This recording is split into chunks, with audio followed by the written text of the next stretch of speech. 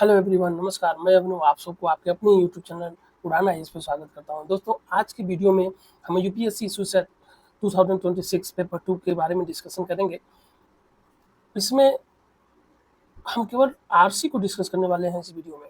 आपको स्टार्ट करने से पहले बताना चाहूँगा कि एवरी ईयर मतलब आफ्टर 20 आप देखो तो 27, 26, 28 क्वेश्चन 27 और 26 और 28 question near about on average इतने क्वेश्चंस आया करते थे। लेकिन इस साल जो है 23 क्वेश्चंस आए हुए हैं इस पेपर में 23। और पैसेज काफ़ी डिफिकल्ट है। ऐसा नहीं है कि नहीं कर सकते हैं, लेकिन पैसेज थोड़ा अंडरस्टैंड करने में भी डिफिकल्टी है। और जो भी पॉइंट दे रखा है, ऑप्शन दे रखा है, वो बहुत बड़ा है। ठीक है, तो स्टिपुलेटेड टाइम में हम पेपर को नहीं कर पाएंगे। ठीक है, अगर ओवरऑल 80 क्वेश्चन की बात करें तो मैथमेटिक्स तो दे ही रखा है डिफिकल्ट, रीजनिंग तो डिफिकल्ट दे ही रखा है, पैसेज को भी डिफिकल्ट बनाने की कोशिश किया है थ्रू ऑप्शंस। ठीक है, आप देखोगे कि इसमें एक पॉइंट जो दे रखा है, आप इसमें देखोगे एक जो पॉइंट दे रखा है इतने बड़े इतने तो पैसेज हैं। एक क्वेश्चन में इतने तो पैसेज हैं, इतना पढ़ना पड़ रहा है। आप देखो 3 पॉइंट है, इतना बड़ा तो पैसेज ही है। तो जितना टाइम पैसेज पढ़ने में लग रहा है उतना समय क्वेश्चन भी पढ़ने में भी लग रहा है। तो सब मिला जुला के कहने का मतलब एक है कि यूपीएससी ये नहीं चाहता है कि आप क्वालिफाई करें। अब किस कैटेगरी के स्टूडेंट के लिए, किस स्टूडेंट के लिए ये पेपर सेट कर रहे हैं, राम जाने। ठीक है, बहरहाल फिर भी हम लोग ट्राई करते हैं समझने के लिए। तो चलिए फर्स्ट पैसेज से स्टार्ट करते हैं। क्वेश्चन नंबर 6 है।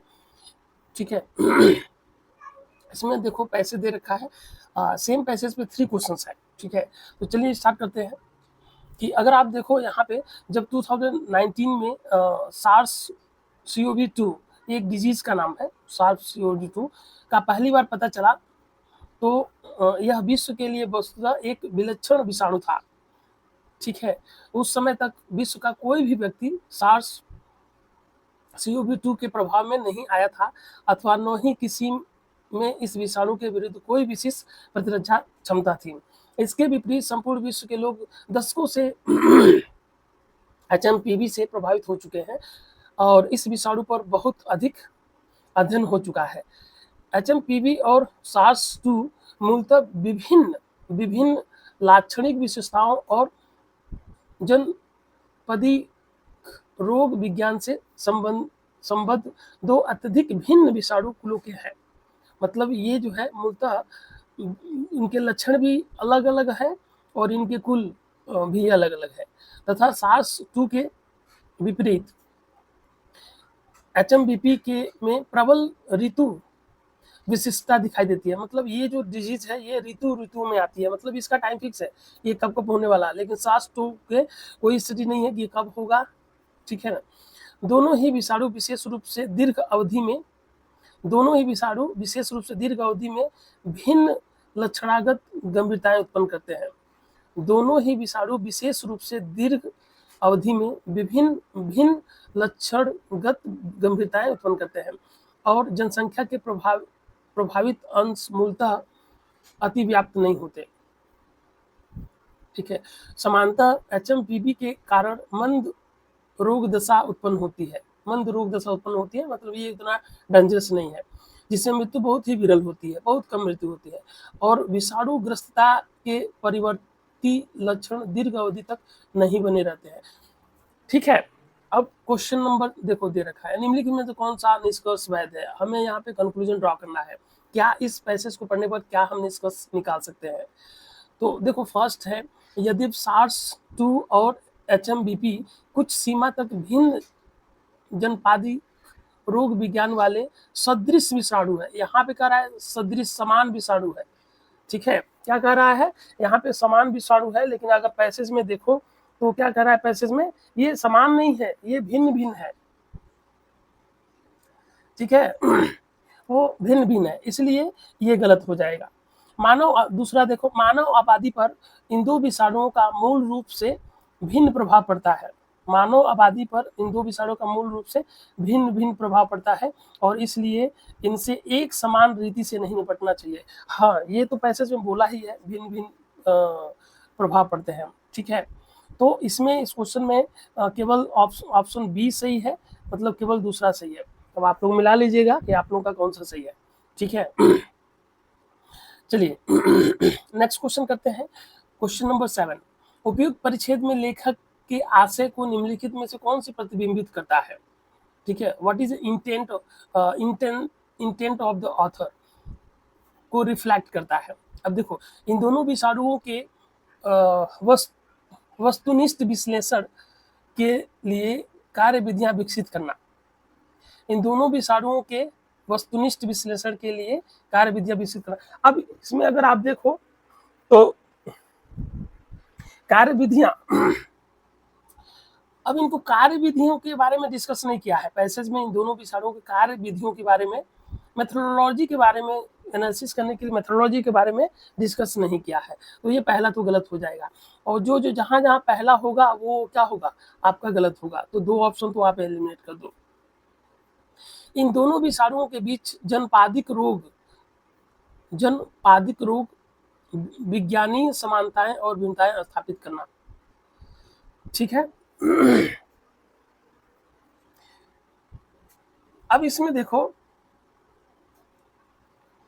इन दोनों विषाणुओं के बीच जनपादिक रोग विज्ञानीय समानताएं और भिन्नताएं स्थापित करना। देखो, ये पहले से तो भिन्न है और ये सिमिलरिटी स्थापित करने की बात बिल्कुल ही नहीं कर रहा है, ये अलग है। क्यों समानता, इनमें तो क्या कोई समानता नहीं है इसमें। देखो उसके जो फर्स्ट है SARS-2, उसके बारे में तो कोई इंफॉर्मेशन नहीं है, ठीक है, क्योंकि इसके पहले से इसमें रिसर्च भी नहीं हुआ है, ठीक है। और ये जो दूसरा वायरस है HMBP जो वायरस है HMBP, वो सीजनल है, ठीक है। तो ऑथर ये नहीं कर रहा है कि इनमें समानताएं या विभिन्नताएं आप स्थापित कर दे, दोनों तो विभिन्न है, भिन्न पहले से ही है, और समानता स्थापित करने के बारे में कोई डिस्कशन नहीं है। इसलिए क्या हो जाएगा, ये भी आपका क्या हो जाएगा, गलत हो जाएगा, ठीक है। तो दूसरा भी गलत है, तो मतलब ये पॉइंट भी गलत है। अगर सेकंड पॉइंट गलत है तो ये भी गलत है। अब मान लो 3 ऑप्शन आपने एलिमिनेट कर दिया, तो चौथा ही सही होगा डी। तो इस क्वेश्चन के लिए आपका आंसर क्या होगा, डी सही होगा। तीसरा पॉइंट भी देख लो क्यों ये गलत है। जब SARS-2 के साथ विश्लेषण किया जाए, तो HMBP के उपचारों की एक बेहतर समझ प्रस्तुत करना, ऐसा कुछ नहीं है। इसके लिए तो सब कुछ अवेलेबल ही है, ठीक है। और उपचार के बारे में ऑथर कुछ नहीं कर रहा है, ठीक है। रेमेडी के बारे में ऑथर कुछ भी नहीं कर रहा है, इसलिए ये क्या है, गलत है। तो आपके पास केवल डी ऑप्शन बचा, इनमें से कोई नहीं। मतलब तीनों के तीनों ही पॉइंट क्या है, गलत है। अगर कोई स्टूडेंट थोड़ा सा जल्दी में अगर करेगा तो देखेगा कि जैसे ये स्टूडेंट भी अपना भी आंसर दिया हुआ है, जो कि क्या है, गलत है। तो इसलिए ये लंबे जो स्टेटमेंट दे रखा है ना, इसलिए ये मतलब बहुत ही टाइम कंज्यूमिंग पेपर बना दिया गया है, ठीक है। चलिए क्वेश्चन नंबर 8 देखते हैं। क्वेश्चन नंबर 8, निम्नलिखित में से कौन सा कथन उन तर्क संगत और विवेकपूर्ण निष्कर्षों को प्रबंधित करते हैं। मतलब इसमें तर्क संगत और विवेकपूर्ण निष्कर्ष को रिफ्लेक्ट करते हैं जो इस परिच्छेद से निकाले जा सकते हैं। मतलब निष्कर्ष निकालना है, तर्क संगत और विवेकपूर्ण निष्कर्ष निकालना है।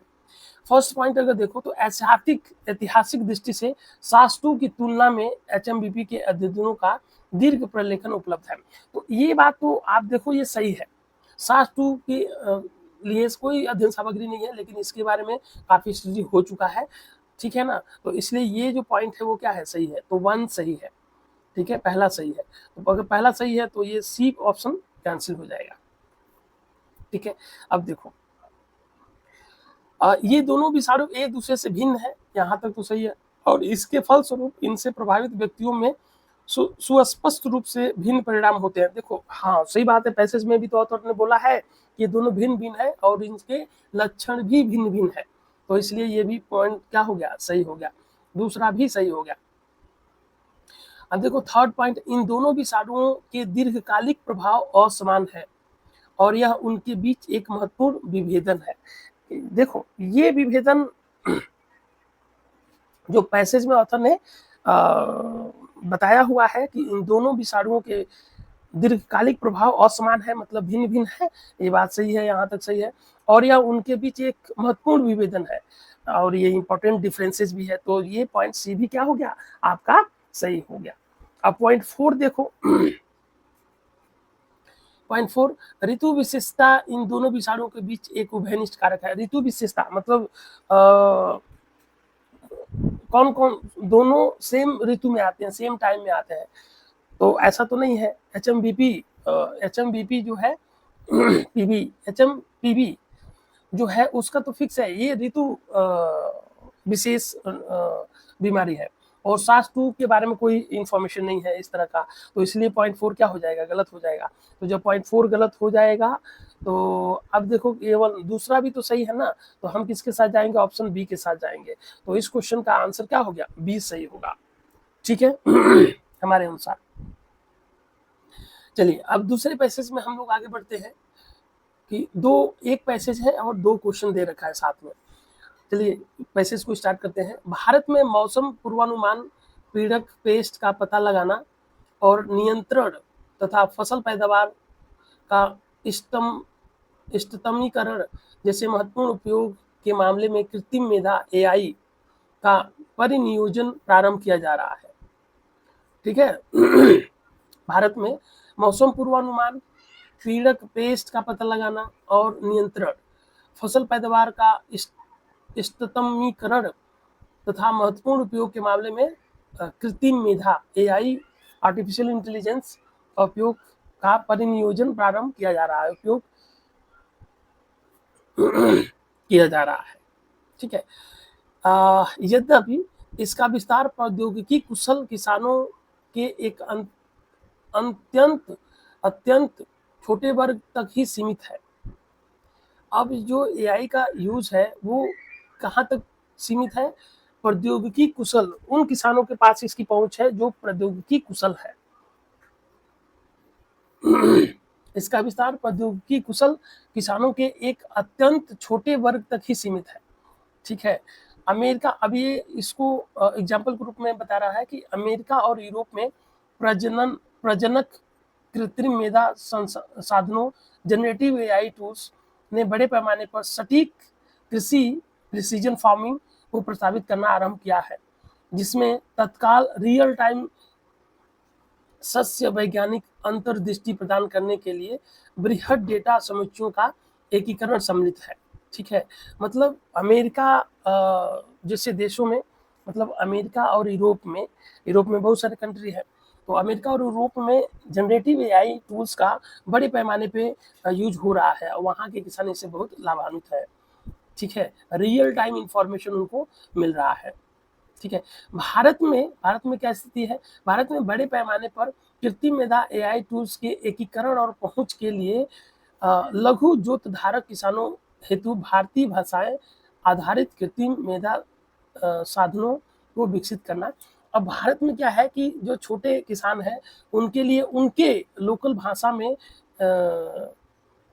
भाषा पर आधारित एआई टूल्स की उपलब्धता विकसित करना और वहनीय कृषि मेधा एआई साधन सृजित करने के लिए कृषि प्रौद्योगिकी विदों एग्टेक के साथ भागीदारी तथा सरकारी कार्यक्रमों के माध्यम से कृत्रिम मेधा आधारित परामर्शदात्री सेवाओं को प्रसारित करना आवश्यक होंगे। अब ये पहुंच बनाने के लिए भारत में जो भारत में किसके पास अवेलेबल है, जो बड़े किसान हैं उनकी संख्या क्या है, कम है, लेकिन ये जो चीज है वो अमेरिका और यूरोप में बहुत बृहद स्तर पे प्रचलित है किसानों के बीच में, चाहे वो बड़ा हो या छोटा हो। अब भारत में क्या है कि इस तरह के बड़े पैमाने पर एआई टूल्स को प्रसार के लिए क्या जरूरी है, ऑथर क्या कह रहा है कि जो छोटे खेत, लघु खेत जोतधारक किसान हैं उनको लिए उनके भाषा में एआई टूल्स विकसित करना और ऐसा हो कि वो वहनी हो, वहनी मतलब अफोर्डेबल हो, ठीक है ना, अफोर्डेबल हो, वो खरीद सके, उसको यूज करें। अब इसके लिए जो बड़े एग्रीकल्चर टेक हैं उनकी भागीदारी और सरकारी कार्मिकों के माध्यम से कृत्रिम मेधा पर आधारित परामर्शदात्री सेवाओं को प्रसारित करना में सहायक होगा। तो ये सारी चीजें करना पड़ेगा। सरकार जो है जो बड़े एग्टेक हैं उनके साथ काम करके जो छोटे किसान हैं उनके तक पहुँच एआई टूल्स को पहुँच बनाने के लिए काम करने की ज़रूरत होगी। ठीक है? अब देखिए निम्नलिखित में से कौन-सी पूर्व धारणाएँ वैध है? और पूर्व धारणा क्या होती है? पूर्व धारणा ये होती है कि इस पैसेज को लिखने के पहले ऑथर के दिमाग में क्या चल रहा था? कुछ तो आइडिया होगा जो उसके दिमाग में चल रहा होगा। जैसे हम कुछ भी बोलते हैं तो पहले बातें दिमाग में आती है ना, एक आइडिया विकसित होता है या कोई बिजनेस स्टार्ट करते हैं तो एक आइडिया होता है, आप आईएएस की तैयारी कर रहे हो तो आपके दिमाग में कुछ तो आया होगा ना, ऐसे तो नहीं घर से बोरिया बिस्तर उठाए और तैयारी करने चले आए, ऐसा तो नहीं होगा। दिमाग में कुछ चल रहा होगा, कुछ प्लानिंग होगी, कुछ आइडिया होगा, कुछ सपने होंगे। ठीक है, तो ऑथर के दिमाग में पहले से क्या चल रहा था वो क्या होता है, पूर्व धारणा होती है, पहले से क्या धारण किया हुआ है। ठीक है, अब फर्स्ट कृत्रिम मेधा साधनों एआई टूल्स को अपनाने से बड़े पैमाने पर होने वाली मितव्ययता के कारण पश्चिमी देशों में कृषि उत्पादकता में वृद्धि हुई है। ठीक है अब इसमें अगर आप देखो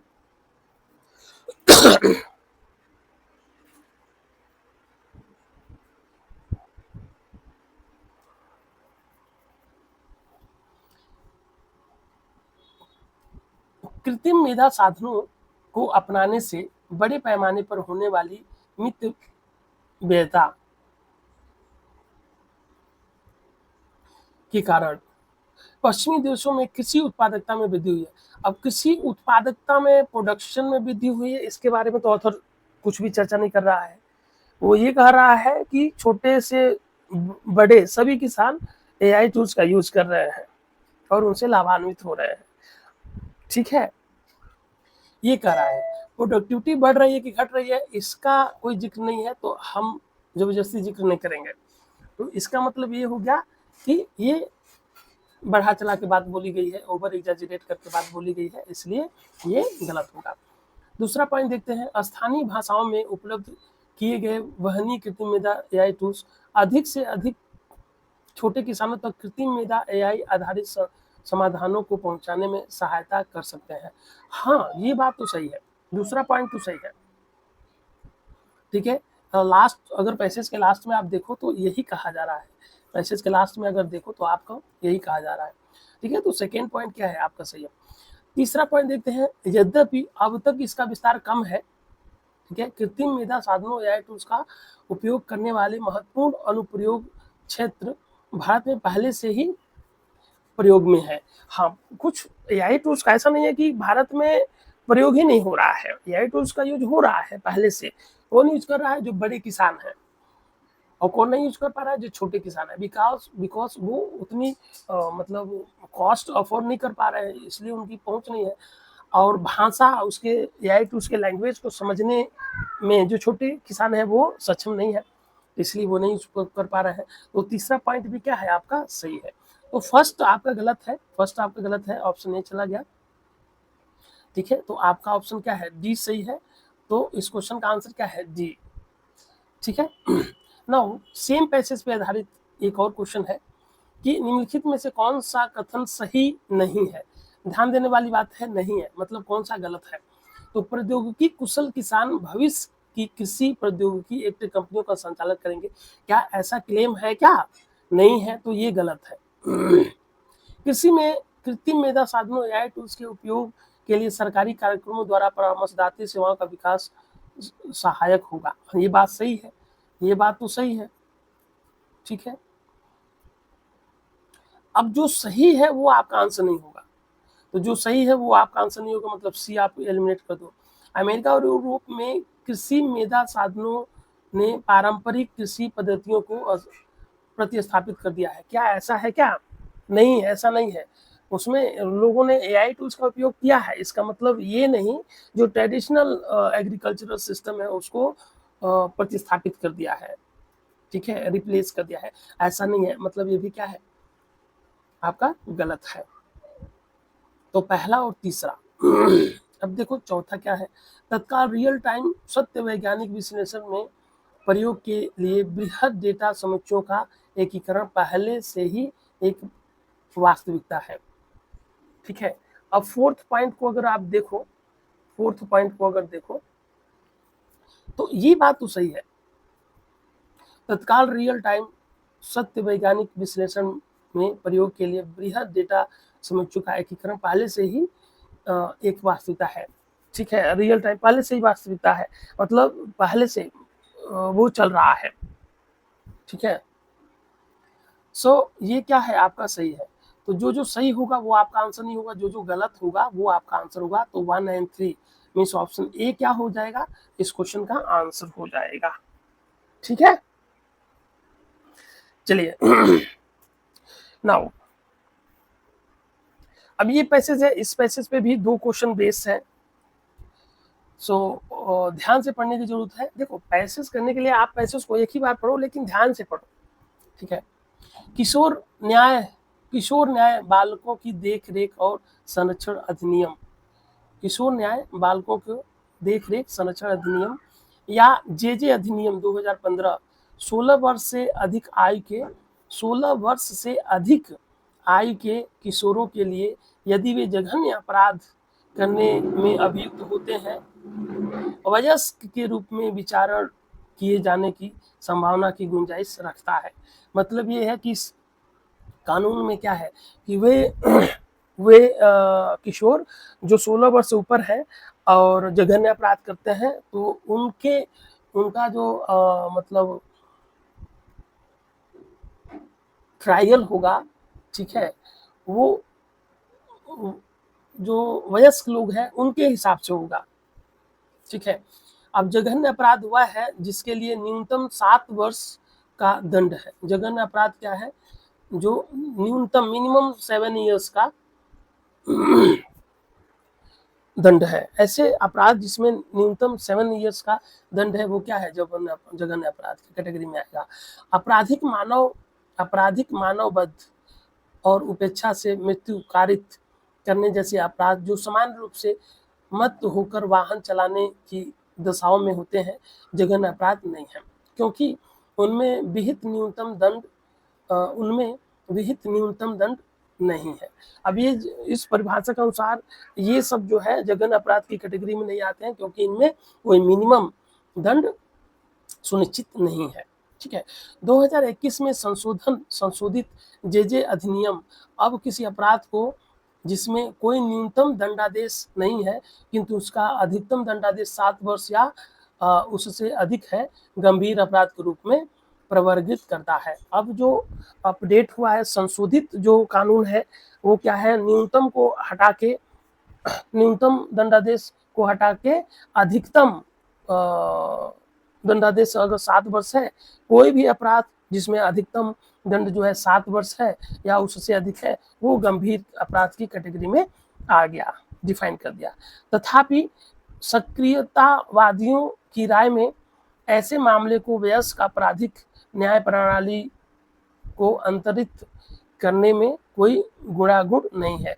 अब ये जो एक्टिविस्ट हैं, सक्रियतावादियों की राय में जो एक्टिविस्ट हैं उनके विचार से ऐसे मामले को अवयस्क आपराधिक न्याय प्रणाली को अंतरित करने में कोई गुण नहीं है, कोई मेरिट नहीं है। ठीक है, मतलब ये क्या है, ये नहीं मानते हैं कि अगर कोई भी कानून है उसमें कोई भी अपराध है, अगर उसका अधिकतम जो दंड प्रावधान है वो अगर 7 वर्ष है तो उसको जघन्य अपराध की श्रेणी में आ गया और उसको वयस्क आपराधिक न्याय प्रणाली के हिसाब से उनको ट्रायल किया जाए, तो ये नहीं मानते हैं। ठीक है, आप चलिए क्वेश्चन करते हैं। निम्नलिखित में से कौन से निष्कर्ष वैध है, इसमें हम क्या निष्कर्ष निकाल सकते हैं पैसेज के माध्यम से। तो संशोधित जे अधिनियम द्वारा प्रवर्गीकृत कोई गंभीर अपराधी, संशोधित जे अधिनियम द्वारा प्रवर्गीकृत कोई गंभीर अपराधी किसी मामले को वयस्क न्याय प्रणाली को अंतरित किए जाने को न्यायोचित ठहराता है नहीं। अब इसमें क्या है, इसमें अगर आप देखो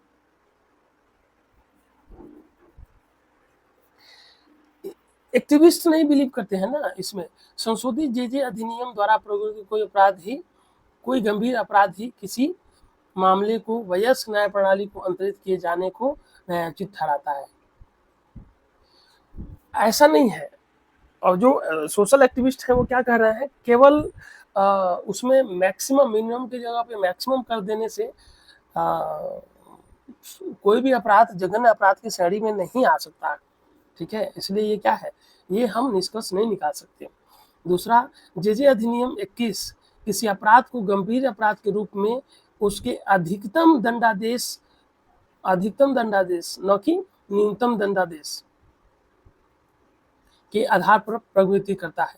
अब ये तो पैसेज में दिया गया है, खुला हुआ है, तो ये क्या हो जाएगा, आपका सही होगा। तो आपके हिसाब से ये आपका आंसर क्या होगा, ऑप्शन बी। तो इस क्वेश्चन का आंसर क्या होगा, ऑप्शन बी सही होगा। ठीक है, चलिए अब सेम पैसेज पे बेस से एक और क्वेश्चन था, निम्नलिखित में से कौन सा कथन सही है। अब इसमें से कौन सा कथन सही है, देखो जो कथन दे रखा है वो भी बहुत बड़े बड़े दे रखा है, पढ़ते जाओ समझते जाओ। यदि किसी अपराध के लिए कोई न्यूनतम दंड विहित नहीं है तो इसे जे अधिनियम 15 के अनुसार जघन्य नहीं माना जाएगा। अब देखो स्टार्टिंग में ही बोला हुआ है कि यदि किसी अपराध के लिए कोई न्यूनतम दंड विहित नहीं है, मिनिमम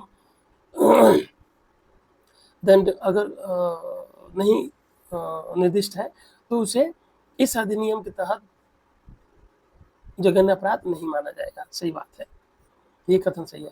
जे अधिनियम 21 के अनुसार कोई अपराध जिसके लिए अधिकतम दंडादेश 7 वर्ष या उससे अधिक होने का प्रावधान है परंतु उसके लिए कोई न्यूनतम दंडादेश नहीं है, उसे गंभीर अपराध माना जाएगा।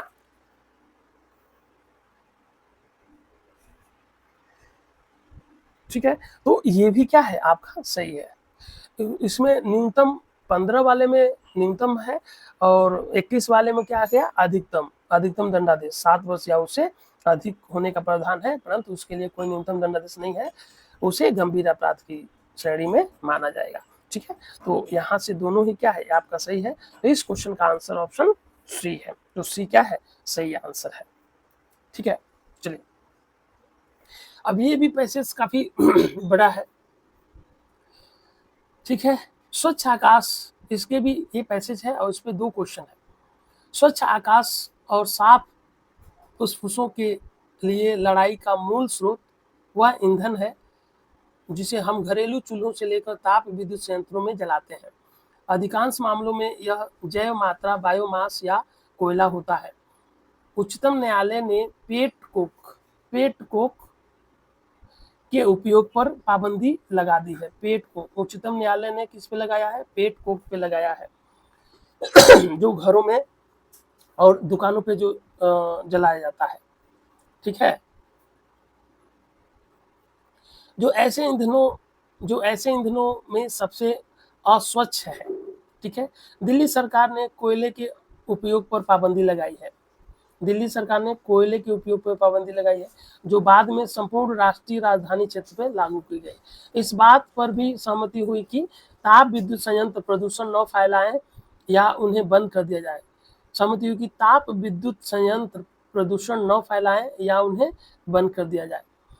संक्षेप में कहें कि इस पर की गई कार्रवाई अनियमित रही है। सीएनजी में संक्रमण तो ट्रांसफॉर्मेशन, सीएनजी में संक्रमण से यह सीख मिलती है कि इस पाबंदी के प्रभावकारी होने के लिए लोगों को देखो राष्ट्रीय राजधानी में कोयले के आपूर्ति पर और जो बड़े विद्युत संयंत्र हैं उनके चलने पे पाबंदी लगाई गई है, या तो वो क्लीन करें या वो बंद कर दें। ठीक है, तो इसपे और तो जो ताप विद्युत संयंत्र है, जो थर्मल पावर प्लांट्स हैं वो कब चेंज करेंगे, कब क्लीन करेंगे, जब वो उनके पास कोई क्या हो, ऑप्शन हो। ठीक है, कि इस पाबंदी के प्रभावकारी होने के लिए लोगों को विकल्प की आवश्यकता है, लोगों के पास विकल्प होने चाहिए। जब डीजल बसों को बंद कर दिया गया तो सीएनजी की आपूर्ति सुनिश्चित करनी थी। लागत के संदर्भ में भी इसे व्यवहार्य होना था। ठीक है, उच्चतम न्यायालय इस बात से सहमत था कि स्वच्छ ईंधन को अस्वच्छ ईंधन की अपेक्षा सस्ता रखने के लिए राजकोषीय उपाय आवश्यक है। मतलब सरकार इंटरफियर करे और और जो भी गवर्नमेंट जो मेजर लेना चाहे, ठीक है ना, वो गवर्नमेंट मेजर ले।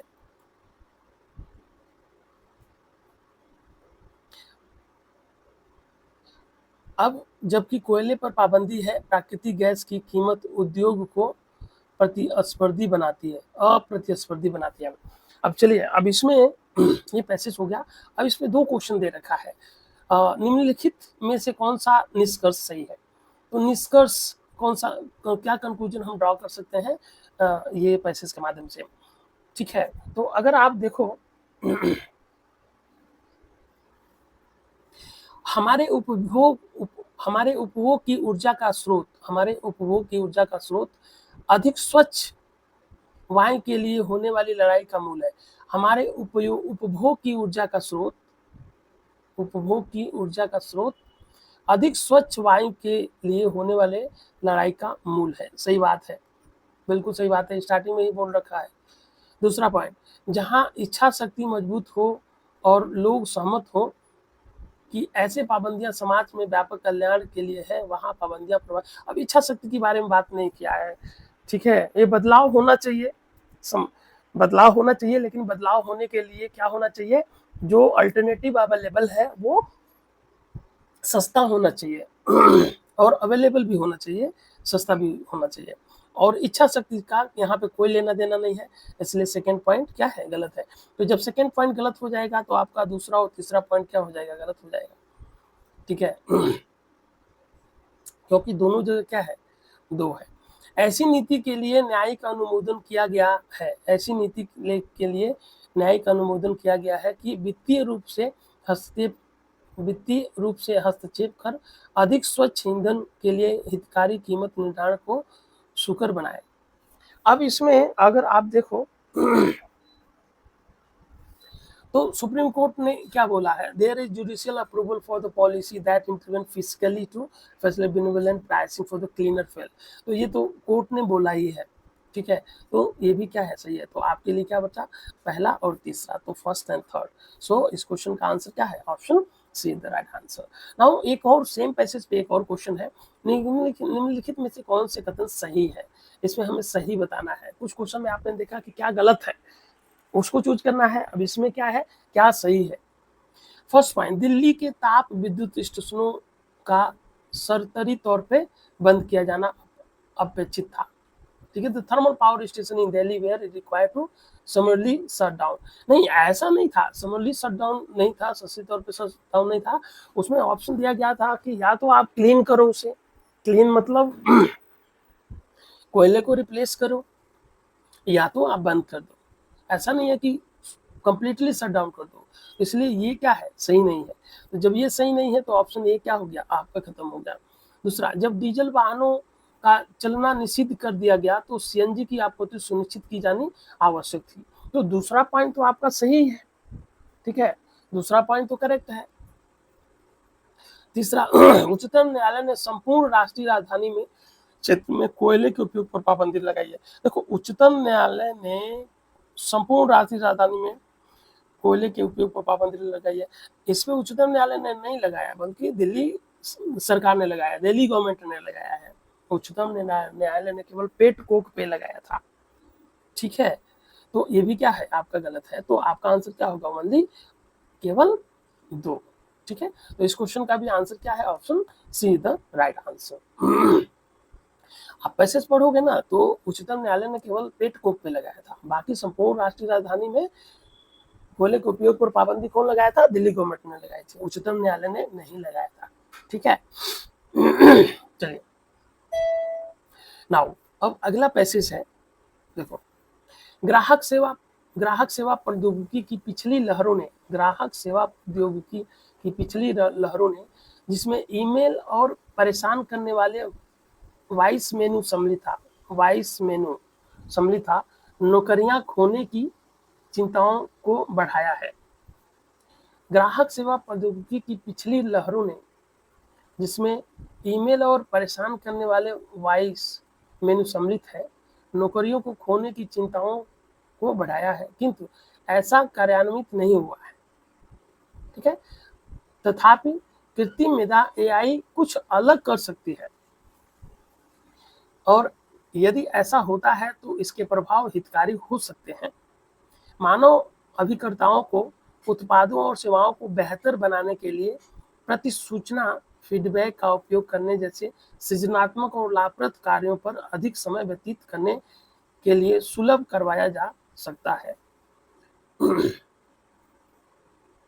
देखो, मानव अभिकर्ताओं को उत्पादों और सेवाओं को बेहतर बनाने के लिए प्रतिसूचना फीडबैक का उपयोग करने जैसे सृजनात्मक और लाभप्रद कार्यों पर अधिक समय व्यतीत करने के लिए सुलभ करवाया जा सकता है। मतलब ये जो एआई है, जो या वो ऑथर क्या कर रहा है, जो आर्टिफिशियल इंटेलिजेंस है, वो जॉब को खाने वाला नहीं है। अगर इसको दूसरे रूप में देखा जाए तो ये जो भी अभिकर्ता है उनके समय बचाने के लिए है। ठीक है, उनको क्या केवल फीडबैक के माध्यम से सृजनात्मक और लाभप्रद कार्यों पर अधिक समय व्यतीत करने के लिए सुलभ करवाया जा सकता है। मतलब ये जो बाकी समय जो मैनेज करने में लगता था, अब वो मैनेज नहीं करेंगे, वो एआई मैनेज करेगा, और जो समय बच जाएगा वो क्या होगा, वो सृजनात्मक और लाभप्रद कार्यों में वो लगाएंगे, और इस प्रकार क्षुब्ध ग्राहकों को सुनने में कम समय व्यतीत होगा। ठीक है, मतलब पैसेज के माध्यम से पैसेज में ऑथर जो एआई को खराब नहीं बताया है। निम्नलिखित में से कौन सा कथन दिए गए परिच्छेद को के दृष्टिकोण को अत्यधिक प्रतिबिंबित करता है? दृष्टिकोण क्या है? ठीक है, फर्स्ट पॉइंट, यदि कृत्रिम मेधा एआई ग्राहक सेवा को संभाल ले तो मानव कार्मिकों के करने के लिए कोई काम नहीं बचेगा। ऐसा नहीं है। ठीक है, ये दृष्टिकोण को पैसे लिखने के पीछे का जो मतलब है वो ये थोड़ी ना है। क्षुब्ध करने वाले वॉइस मेनू और ईमेल मनुष्य के अतिरेक ह्यूमन रिडंडेंसी को उस सीमा तक प्राप्त नहीं कर सके जितना कृत्रिम मेधा एआई कर सकता है। ऐसा भी नहीं कर रहा है कि जो टारगेट वॉइस मेनू और ईमेल के माध्यम से जो मानव जो है नहीं कर पा रहा था, वो एआई के माध्यम से कर पा रहा है। तो इसमें कोई इस तरह की कंपेरिजन नहीं दिया है। कृत्रिम मेधा से प्रभावित कार्यस्थल में मानव हस्तक्षेप के मूल्य को अधिक संतुष्टिदायक कृत्रिम मेधा एआई से प्रभावित कार्यस्थल में मानव हस्तक्षेप के मूल्य को अधिक संतुष्टिदायक कार्यों हेतु पुनर्निर्देशन के माध्यम से बढ़ाया जा सकता है। तो ये आराम से हो सकता है। ऑप्शन डी को भी देखते हैं। ग्राहक सेवा प्रौद्योगिकी में पिछली लहरों के विपरीत कृत्रिम मेधा ने कार्मिक प्रतिस्थापन के लिए एक चेतावनी दी है। भाई, ऐसा कोई चेतावनी नहीं है। आप देखो ना यहाँ पे, किंतु ऐसा नौकरियां खोने की चिंताओं को बढ़ाया तो जरूर है, लेकिन ऐसा कार्यान्वित नहीं हुआ है, मतलब प्रतिस्थापित नहीं है, नौकरी लोगों का नहीं खाया है। ठीक है, इसलिए ये नहीं हो सकता। तो आपके पास ऑप्शन सी है, तो सी इस क्वेश्चन का क्या हो जाएगा, आपका आंसर हो जाएगा। ठीक है, चलिए एक और क्वेश्चन है सेम पैसेज पे, इसी पैसेज पे बेस एक और क्वेश्चन है। दिए गए परिच्छेद के अनुसार दिए गए परिच्छेद के आधार पर निकाले गए निम्नलिखित में से कौन सा निष्कर्ष सही है, क्या कंक्लूजन सही है इसमें से? तो फर्स्ट सेकंड थर्ड इतने बड़े बड़े पॉइंट दे रखा है। नई ग्राहक सेवा प्रौद्योगिकी के आगमन से निरपवाद रूप से नौकरी खोने का भय उत्पन्न हुआ तो जरूर है। The advent of new customer service technology had inevitably sparked the fear about the job losses. हाँ, फियर तो लगाया है, फियर तो आया है, पहले ही बोल रहा है। तो पहला क्या है आपका सही है। ठीक है, प्रायः सेकेंड पॉइंट, प्रायः यह पाया जाता है कि जब कतिपय कार्यों को प्रौद्योगिकी से प्रतिस्थापित किया जाता है तो नौकरी जाने की बजाय कर्मचारी नियोजन के वैकल्पिक माध्यमों चैनल्स का पता चलता है। अब देखो, इसमें तो कोई वो नहीं है, कि ये गलत हो जाए। प्रायः यह पाया जाता है कि जब कतिपय कार्यों को प्रौद्योगिकी से प्रतिस्थापित किया जाता है तो नौकरी जाने की बजाय कर्मचारी नियोजन के वैकल्पिक माध्यमों चैनलों का पता चलता है। तो ये बात तो एकदम सही है, ठीक है। तो दोनों पॉइंट सही है। तीसरा पॉइंट देखते हैं, प्रौद्योगिकी का आगमन अपरिहार्य रूप से तनाव भरे परिणामों की ओर ले जाता है। प्रौद्योगिकी का आगमन अपरिहार्य रूप से तनाव भरे परिणामों की ओर ले जाता है, मतलब ये हमेशा ये थोड़ा सा एक्सट्रीम स्टेटमेंट है, ये हमेशा नहीं। आप देखो ना पैसेज में क्या बोल रहा है कि ये हानिकारक नहीं है, ये लाभदायक है, और इसमें क्या बोल रहा है कि ये हानिकारक है, मतलब निगेटिव की ओर लेके जा रहा है, इसलिए ये क्या गलत है। तो आपके पास एक ऑप्शन बचा, तो तीसरा क्या है गलत है, ये तीसरा गलत है, ये भी गलत है, और चूंकि पहला सही है तो ये भी गलत हो जाएगा। आपके पास एक ऑप्शन बचेगा, option D, first and second क्या है इस क्वेश्चन का सही होगा। ओके, यही सही होना चाहिए। चलिए आगे पढ़ते हैं। आसपास के गांव की गौएं साझी जमीन पर चरने आई थीं और अभी भी वहां हवा में कुछ ठंडक भरी ताजगी थी। होरी ने कई गहरी सांसें ली और उसके जी में आया कि वो कुछ देर वहीं बैठ जाए, क्योंकि दिन के बाकी समय में उसे लू लपट से मरना ही है। कई किसान जमीन के इस टुकड़े का पट्टा लिखवाने को तैयार थे और अच्छी रकम भी पेश कर चुके थे। जमीन किसकी है? हैरी की।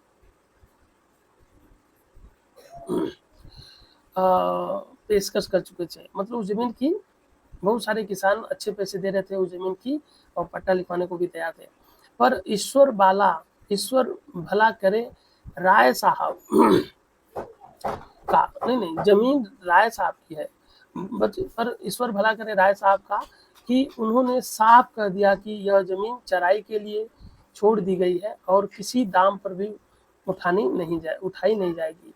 यदि वह स्वार्थी जमींदारों जैसा होता, ठीक है, यदि वह स्वार्थी जमींदारों जैसा होता तो कहता गौएं जाए भाड़ में, हमें रुपए मिलते हैं तो हम क्यों छोड़े। पर राय साहब अभी तक पुरानी मर्यादा निभाते आए हैं और मानते हैं कि जो जमींदार अपनी प्रजाओं को न पाले वह भी कोई आदमी है। अब देखिए इस पे भी आपके दो क्वेश्चन है, निम्नलिखित में से कौन सा निष्कर्ष सही है। अब इसमें कौन सा कंक्लूजन सही है, तो आपने देखा कुछ क्वेश्चन एजम्पशन के हैं, ज्यादातर क्वेश्चन आपके निष्कर्ष पे ही आधारित है। तो अगर आप फर्स्ट पॉइंट को देखो तो सभी जमींदारों में कुछ अच्छाई अवश्य बची हुई है। सभी जमींदारों में क्या है, सभी जमींदारों में कुछ अच्छाई अवश्य बची हुई है। सभी जमींदारों में कहाँ बची हुई है, यहाँ पे सभी बोल रहा है ना, सभी जमींदारों में कहाँ अच्छाई बची हुई है।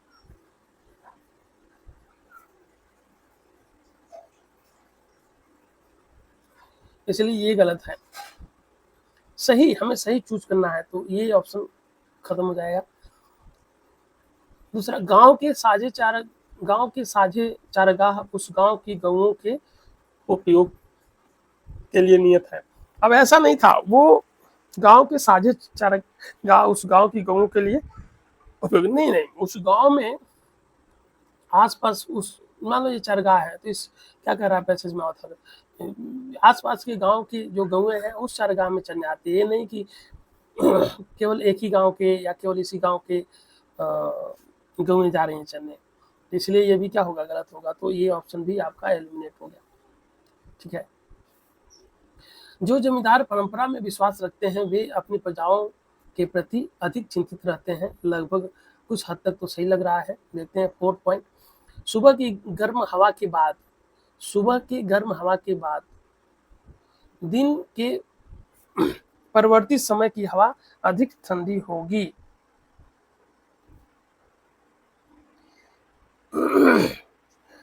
अब मॉर्निंग में, अब पैसेज में क्या है, सुबह की गर्म हवा के बाद, सुबह में हवा जो है गर्म नहीं है, सुहाना है, अब इसमें क्या आ रहा है, सुबह की हवा गर्म है, तो इस वजह से आप देखो पैसेज में सुबह की जो हवा है वो क्या है, गर्म है, और उसमें आराम से सांस ले रहा है, और उसमें बोला जा रहा है पैसेज में कि दोपहर के बाद क्या हो जाएगी, लू चलने लगेगी।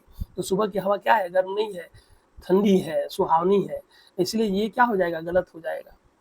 ठीक है, तो आपके पास क्या ऑप्शन बचा, केवल 3 बचा, तो इस क्वेश्चन का आंसर क्या हो जाएगा, सी हो जाएगा। तो इस क्वेश्चन का आंसर क्या है आपका, सी है। नाउ इसी पैसेज पे एक और क्वेश्चन है, निम्नलिखित में से कौन से कथन सही नहीं है, निम्नलिखित में से कौन से कथन सही नहीं है। तो पहला पॉइंट सही नहीं है, हमें ये चूज करना है, सही नहीं है। तो पहला पॉइंट, राय साहब की जोत की जमीन आजकल खेती के लिए उपयोग में नहीं लाई जा रही है, ऐसा तो नहीं है राय साहब की जमीन की जोत की जमीन आजकल खेती में नहीं ला रही, सभी चरगाह के लिए अवेलेबल थोड़ी ना है, कुछ जमीन जो है चरगाह के लिए अवेलेबल है, बाकी सब पे तो खेती हो ही रही है। तो ये आपका क्या है, गलत है। जब ये गलत है तो पॉइंट एक, ये ऑप्शन आप हटा दो। अब फोर्थ, तो ये ऑप्शन हटा दो, तो जब ये हटा दोगे तो फोर्थ तो वैसे ही गलत हो जाएगा। अब देखो थर्ड क्या सही है, थर्ड पॉइंट, इसका पता नहीं लगाया जा सकता कि राय साहब चराई की जमीन पट्टे पर देकर कुछ पैसे बना सकते थे, इसका पता नहीं लगाया जा सकता। It can not be ascertain that Rai Sahab could have made some money by leasing. देखो पता लगाया जा सकता है, ठीक है, पता लगाया जा सकता है, क्योंकि हैंडसम मनी उनको मिल रहा था, ठीक है, पैसा उनको मिल रहा था और अच्छा खासा पैसे मिल रहा था, तो ये तो पता लगाया जा सकता है। तो इसमें कह रहा पता नहीं लगाया जा सकता, इसलिए ये क्या है, गलत है। ठीक है।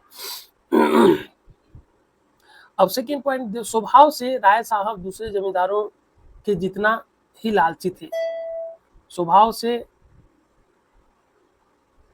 दूसरे जमींदारों के इतना लालची थोड़ी थे, लालची नहीं थे, तो ये क्या हो जाएगा, एक मिनट, स्वभाव से राय साहब जो है दूसरे जमींदारों के जैसे लालची थे, तो लालची थे नहीं थे, तो ये भी क्या है, गलत है।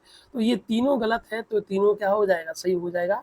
तो इस क्वेश्चन के लिए ऑप्शन डी क्या है आपका सही आंसर है। ठीक है, क्लियर। तो चौथा सही होगा क्योंकि ऑप्शन में है नहीं। ठीक है, तो चलिए आज के वीडियो में बस इतना ही करते हैं, मिलते हैं नेक्स्ट वीडियो में, तब तक के लिए नमस्कार, खुश रहिए।